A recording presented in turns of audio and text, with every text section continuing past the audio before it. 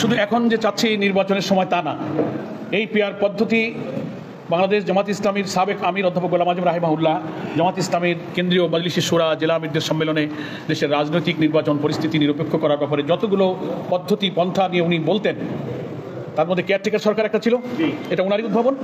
এবং আমাদের মজলিসে শুরায় উনি দ্বিতীয় এই প্রস্তাবটা উনি বলেছিলেন যে দুনিয়ার বিভিন্ন দেশে এই পদ্ধতি আছে, আমাদের দেশে এই পদ্ধতিতে নির্বাচনগুলো খুব নিরপেক্ষ হতো। আমি নিজে সেই সমস্ত সভা সম্মেলনে উপস্থিত থেকে ওনার এই বক্তব্য শুনেছি। ফলে এই যে প্রপোর্শনাল রিপ্রেজেন্টেশন যেটাকে বলা হয়, সংখ্যানুপাতিক প্রতিনিধিত্ব, এই পদ্ধতিটা অধ্যাপক গোলাম আজম জামাত ইসলামের সাবেক আমিরেরই কিন্তু প্রস্তাব।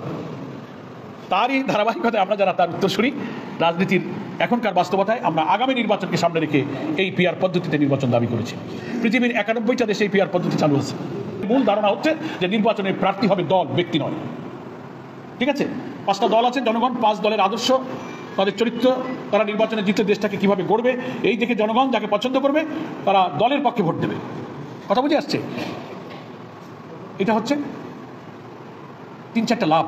একটা হলো যে ব্যক্তি যখন প্রার্থী না হয়ে দলের পক্ষে যখন সে ভোট চায়, তখন ব্যক্তির স্বার্থের চেয়ে দলের স্বার্থ বড় হয়ে দেখা দেয়। তখন ভোট নেওয়ার ব্যাপারে কালো টাকা, পেশি শক্তি, মনোনয়ন বাণিজ্য তখন বন্ধ হয়। যে আমি গোলাম পরোয়ার, আমি এমপি হইতে পারবো কিনা আমি তো তা জানি না, বলে আমি টাকা খরচ করবো কেন, আমি মস্তা ভাড়া করবো কেন। আগে দলের পক্ষে ভোট হয়ে যাবে সারা দেশে। ধরেন এখন আমাদের দেশে প্রায় ভোটার সংখ্যা প্রায় 12 কোটির কাছাকাছি হয়ে যাচ্ছে। ভোট গণনা হবে, কাস্টিং ভোটের গণনার পরে দেখা যাবে যে জামাত ইসলামী টোটাল কাস্টিং ভোটের কত % আমরা পেয়েছি, অন্যান্য দল কত পেয়েছে। According to ratio of vote, 300 আসনের পার্লামেন্টে ওই রেশিও অনুযায়ী পার্লামেন্টের আসন ভাগ হবে। আমি যদি একটা আসন পাই, কোনো দল যত ছোট দল হোক, একটা আসনও যদি কোনো দল, একটা আসন বলতে 1% ভোট, টোটাল কাস্টিং ভোটের 1% যদি কোনো দলও পায়, তাহলে 300-র মধ্যে 1% মানে কত? 3, সে 3টা সিট পেল। আমি যদি 30% ভোট পাই, তাহলে আমি 90টা সিট পাবো। ভোট গণনার পরে দেখা যাবে যে 5টা দলে অমুক 30%, অমুক 20%, অমুক 40%, অমুক 21%, এই পার্সেন্টেজ অনুযায়ী 300 আসনকে ওই দলগুলোর মধ্যে ভাগ করা হবে। দল উইল নমিনেট দেয়ার এমপি। দল ওই প্রার্থীদের, আমাকে 30টা এমপি দিয়েছে, আমি 40 জন এমপি পেয়েছি, দলের কেন্দ্র নির্বাচন কমিশনে সেই এমপিদের তালিকা দিয়ে দেবে। তাহলে কি হলো? এখানে ব্যক্তির স্বার্থ থাকবে না, দলের স্বার্থ থাকবে। এতে কালো টাকা, পেশি শক্তি, মনোনয়ন বাণিজ্য, টাকা কোটি কোটি দিয়ে মনোনয়ন পাওয়ার এই খেলা কিন্তু তখন আর চলবে না।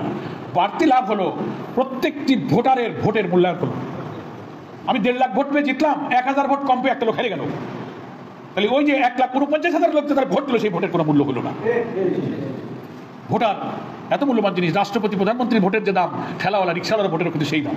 তাহলে আমি এত লোক ভোট দিলে আমার ভোটের কোনো দামই হলো না। লোকেরা ভোট দিয়ে বাড়ি আসে, আমরা গ্রামে শুনছি ভোট পৌঁছে গেছে, কি হয়েছে, ভোট আমারটা পৌঁছে গেছে। পৌঁছবে কেন? এই আনুপাতিক প্রতিনিধিত্বের সিস্টেমে কারোর ভোট পৌঁছবে না।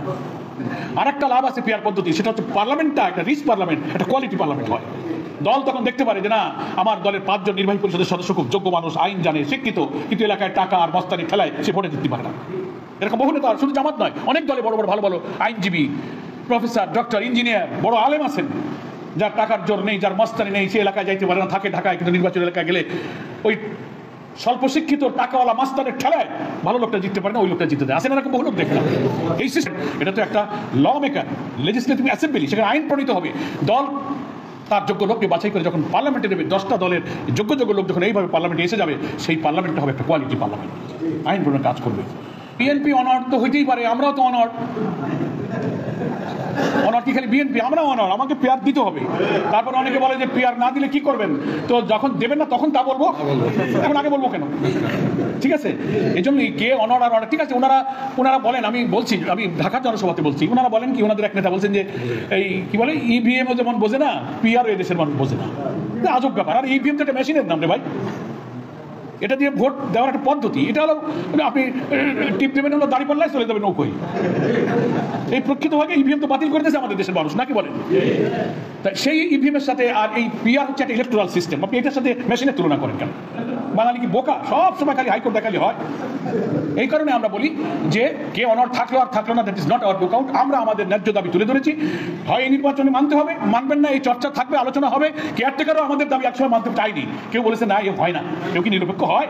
কিন্তু শেষ পর্যন্ত সেই গোল দুধ খাওয়া লাগছে।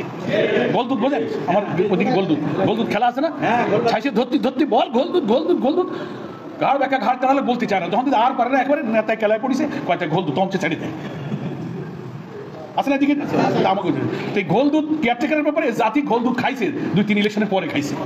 এখন আদালতে পার্লামেন্টে সব জায়গায় আলোচনা হয়, এটা এখন বাতিলও করেছিল, ফ্যাসিস্ট এটা বাতিল করে দিক চলে গেছিল, সেটা আমরা কিন্তু আবার পুনরুদ্ধার হয়ে আদালত দ্বারা এটা তত্ত্বাবধায়ক সরকারের বিধান হয়েছে। তো এখন আপনারা না না বলতেছেন, এই জাতি একদিন ইনশাআল্লাহ পিআর পদ্ধতি গ্রহণ করবে।